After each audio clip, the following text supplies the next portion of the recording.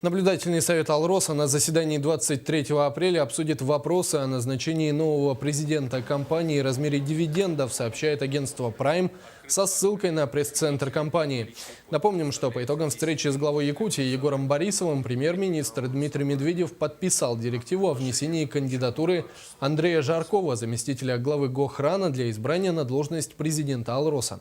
В случае его избрания напсоветом компании Жарков будет выполнять обязанности гендиректора в течение 3 лет, и серьезных изменений в корпоративной стратегии Алроса не произойдет, пишет Prime. Говоря о Гохране, Егор Борисов в Москве встретился с руководителем фонда Андреем Юриным. Они обсудили возможную поддержку Гохраном золотодобывающих компаний Якутии в нынешних экономических условиях. Напомним, что во время финансового кризиса 2008 года Гохран оказал такую поддержку компании Алроса. Гохран в период кризиса 8-9 годов активно поддержал республику через поддержку одного из ведущих предприятий Алросы, когда в связи с падением объемов продаж у Алросы в те годы было принято правительственное решение о приобретении части объема